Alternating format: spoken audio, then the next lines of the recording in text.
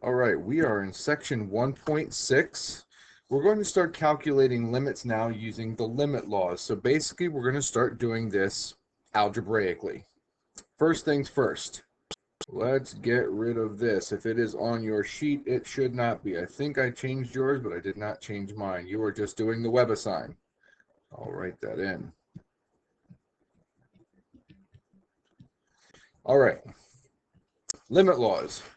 This will severely help us in figuring out how to take limits algebraically. So suppose that c is a constant, so it's just some number, and the limits of f of x and g of x as x approaches a exist. Because if they don't exist, then the limit laws don't make any sense. If that's the case, one of the first limit laws says that if I take the limit of the addition of two functions, f of x and g of x, as x approaches a, then I can rewrite that by splitting them to be the limit as x approaches a of f of x plus the limit as x approaches a of g of x. So basically that means I can take the limit of f of x and g of x separately and then add them together later. You can do it either way. That's what first limit law. Likewise, subtraction works the same way. The only thing with subtraction is the order matters. You've got to do it in the order that's given. So it's going to be the limit as x approaches a of f of x minus the limit as x approaches a of g of x. The third one says that if I have the limit of some kind of a constant times my function, for example, let's say that we want to find the limit of some function where it's like, I don't know, x squared, but I have a 2 and I want to put that in front, so it's 2 times x squared. The law says that I can take the constant out to the front, take the limit of the function first, and then multiply the constant. So I could take the limit of that x squared, but then multiply the result of that limit by 2. So I can take the constant out in front of a limit. You cannot take a variable out front, but a constant can be removed to the front. Okay, very similarly, the limit of two functions being multiplied together means that you can split those through multiplication. So I can take the limit as x approaches a of f of x and multiply that times the limit as x approaches a of g of x. And then the last one should make sense. It's now the quotient or the division, which just says that I can take the limit as x approaches a of f of x and divide that by the limit as x approaches a of g of x separately. There is one caveat to that. The limit of g of x as x approaches a cannot equal 0. If the limit of g of x equals 0, that makes the whole thing undefined, and then it doesn't work. So hopefully that makes sense. You've got your 4 basic operations: addition, subtraction, multiplication, and division. You can split limits through those operations, as well as pulling a constant out to the front. Those are 5 basic limit laws. So let's use those limit laws in order to evaluate the following limits. So the first one says I want to take the limit as x approaches pi of 3x times sine of x. Well, you can clearly see that's two functions being multiplied together. So the first limit law that I can use says that I can take the limit as x approaches pi of 3x times the limit as x approaches pi of sine of x. And then another limit law that I could use, if I look at the first one that I did, it's got a 3 times x. Well, that 3 is a constant. I can pull the 3 out to the front of the limit. So then I can take 3 times the limit as x approaches pi of x times the limit as x approaches pi of sine of x. And the good thing is, both of these functions, x and sine of x, are completely continuous. So as you approach pi from the left and from the right, it's going to be whatever the function's value is, because there's no holes or breaks in either one of those functions. So really, I'm going to get 3 times the limit as x approaches pi of x is just going to be pi, that would be the y value there, times the limit as x approaches pi of sine of x, well, sine of pi is 0. So 3 times pi times 0 gives me a limit of 0. So this first one has a limit of 0. Okay, the second one says I want to take the limit as x approaches 2 of 4x squared plus 3. So what you should be able to see there is that I have two functions being added together. I've got 4x squared and I've got 3. So we can once again separate those. I can take the limit as x approaches 2 of 4x squared plus the limit as x approaches 2 of 3. And it is important that you write the limit out in front of each piece as you're doing these separations. It's also important that you keep writing the limit until you're actually able to evaluate the numeric value of the limit. Okay, the first piece has a constant. I can pull that out to the front. I can pull that 4 out to the front. I cannot pull the x squared out. It is a variable in the function. The second one technically is just a number. I could pull that out front, but that would just leave you with another number. It would leave you with 1. So we're just going to let that stay there for right now.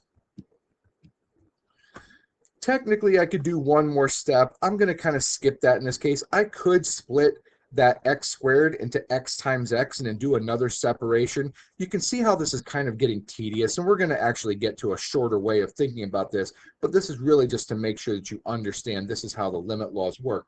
But x squared and 3 are both functions which are completely continuous. So again, whatever the limit approaches as x approaches 2 is going to be the same as the y value there. That's not always the case, but because these are continuous, that is the case. So it's going to be 4 times the limit as x approaches 2 of x squared. Well, if you plug 2 in, you would get 4, so that's 4. And then the limit of 3, now think about this, y equals 3 is just a constant. It's a horizontal line. So no matter what x approaches, it's always going to have a y value of 3. So the limit of 3 is just 3. So we get 4 times 4, which is 16, plus 3 is 19. That is the limit of that problem. Now, hopefully what you can see, again, this is a little bit tedious to do all this. We're not really going to do it this way, but this is just to show you how the limit laws work.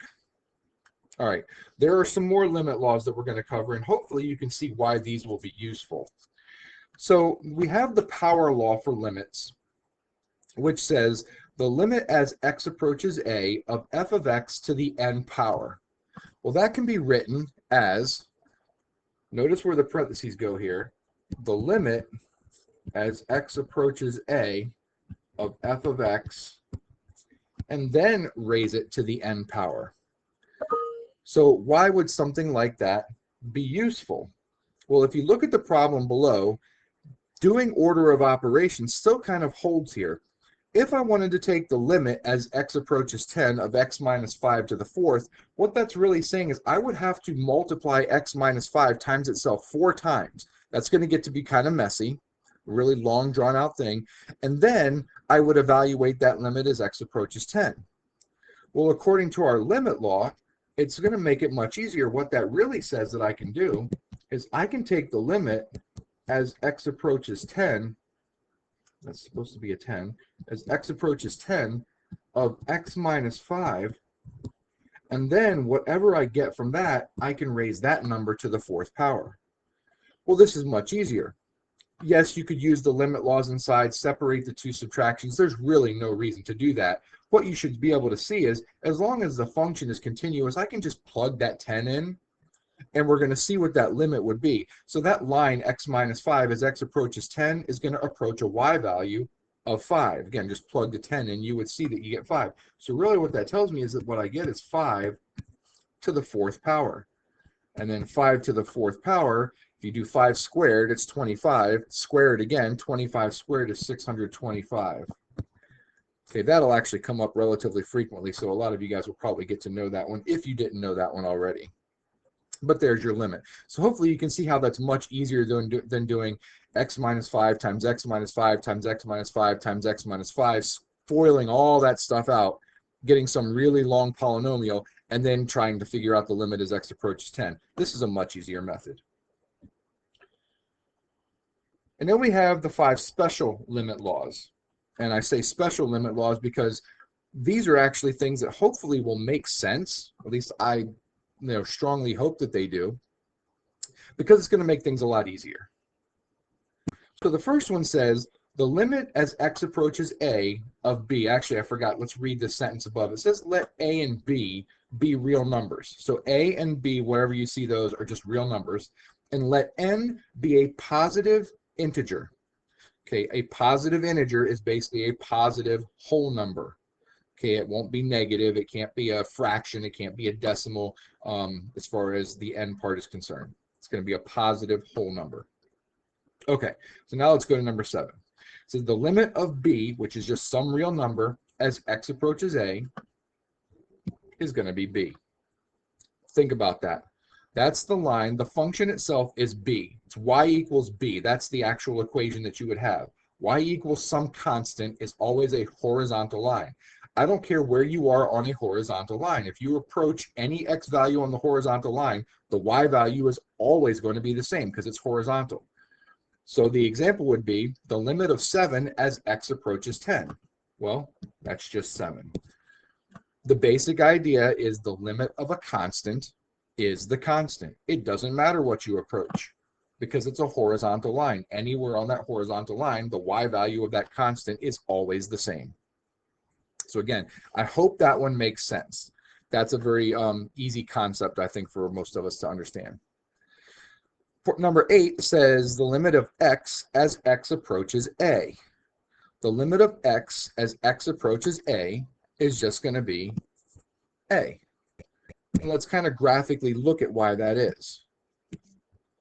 So if I were to take the line y equals x, because that's the function, the line y equals x looks like this.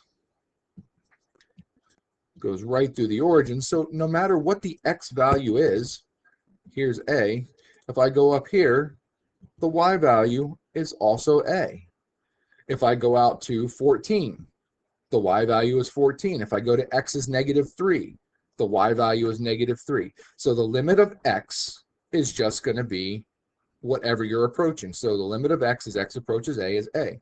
So the example, the limit of x as x approaches 8 is 8. That's it. Okay, again, and that's because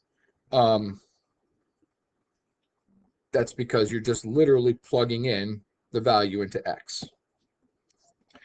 Number 9, the limit as x approaches a of x to the n power, you might have already figured this out, is going to be a to the n power.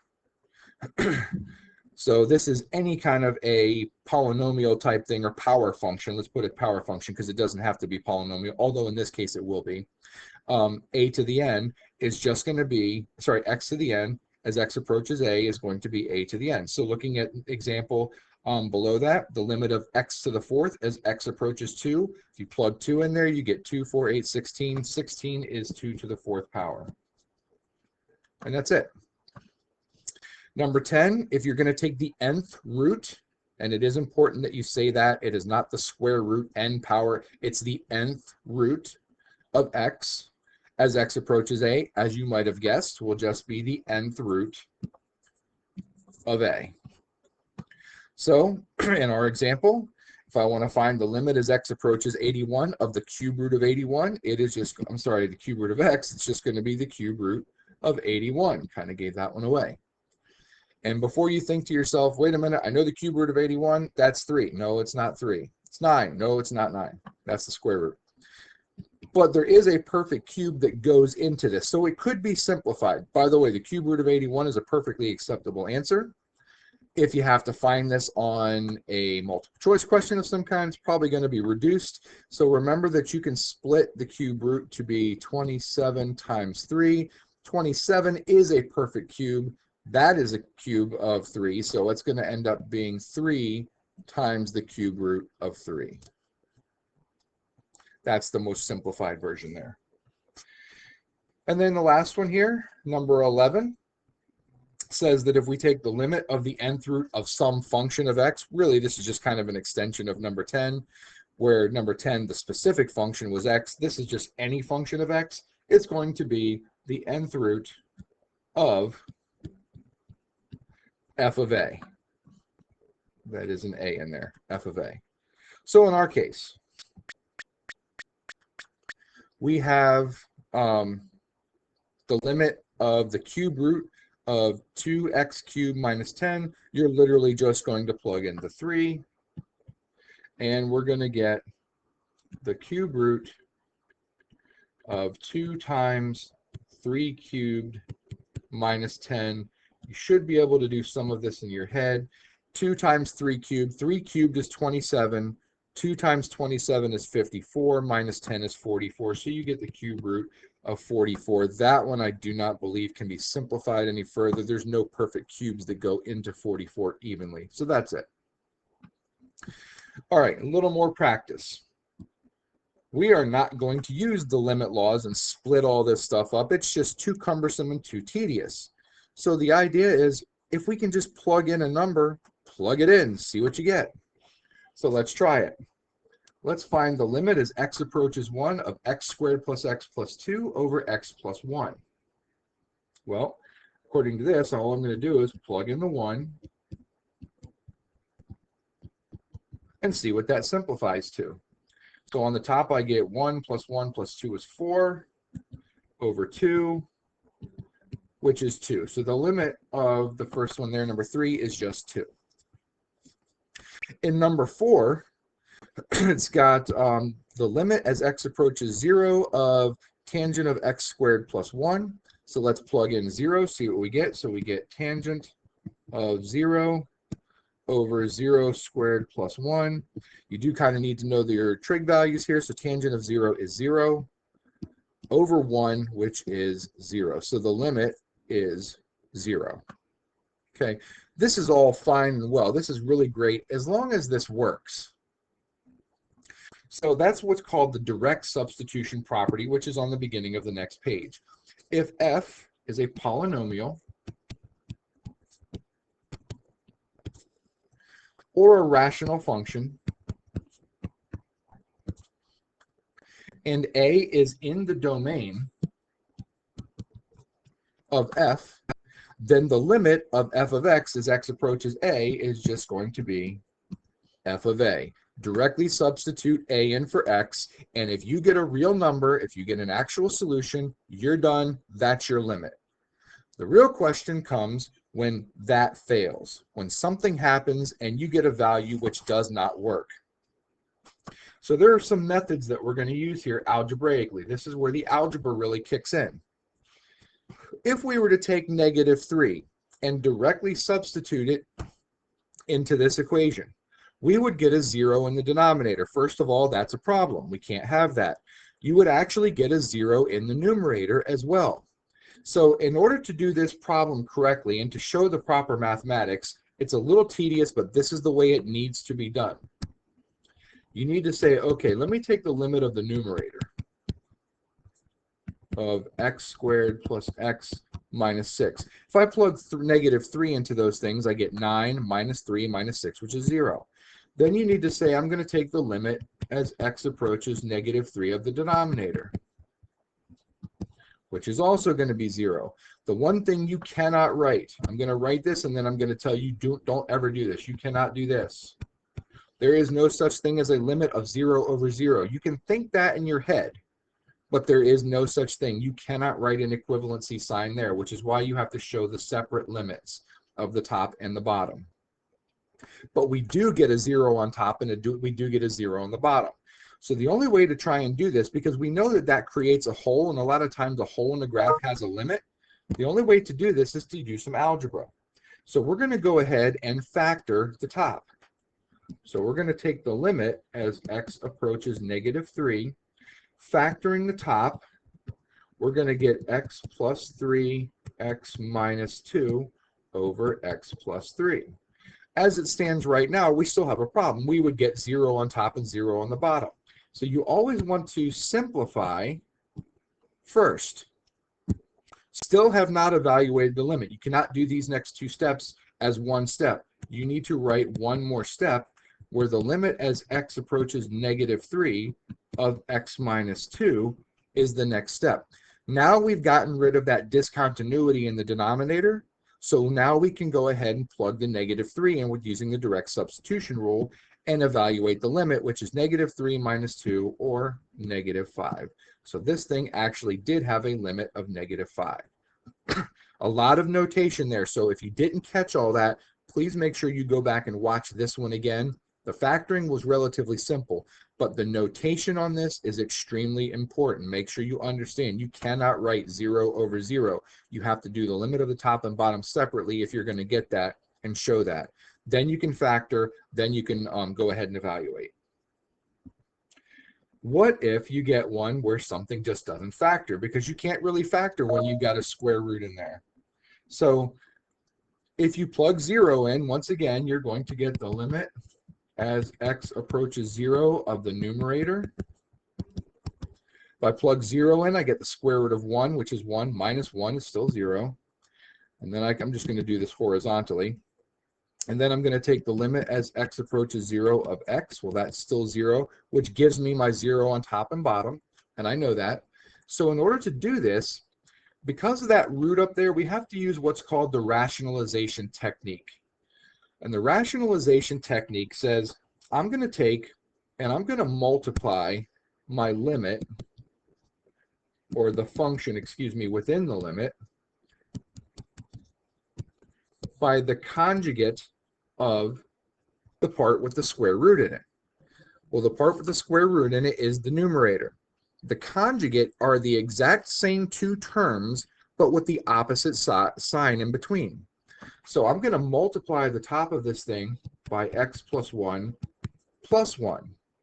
I'm also then going to have to multiply the denominator by the same thing, because you can't multiply the numerator without the denominator, or you're changing the function completely.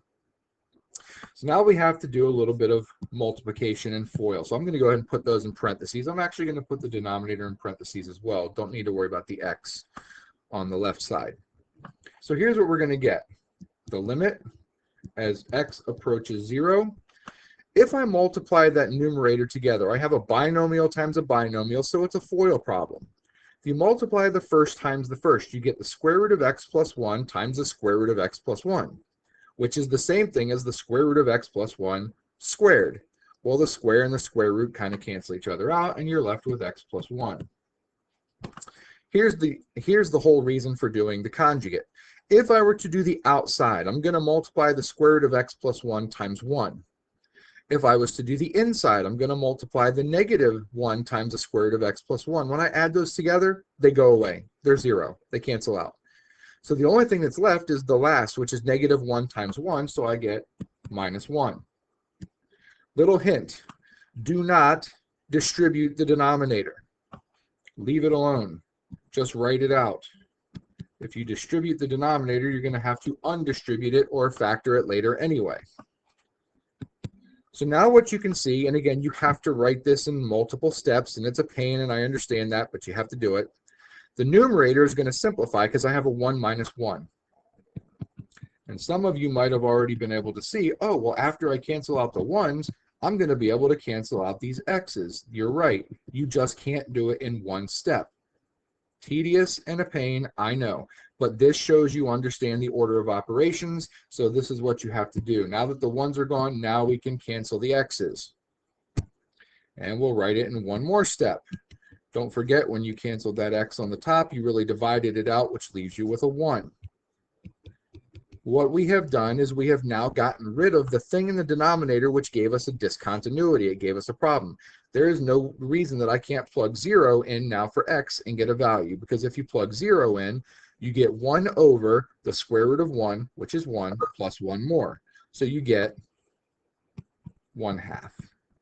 So this one did have a limit, and the limit was 1/2. All right, there was a lot of stuff in that video, and I apologize, we're almost at 25 minutes. What I'm going to do is I'm going to come back with the second video to finish this off. I'm going to give you the answers to the next page, so I want you guys to try the stuff on the next page, and I'm just going to give you the answers to those. I'm not going to give you the solutions to them. See if you can match the answers, and if not, then we'll cover some of that stuff later. But I will come back with a second video and we'll finish it off.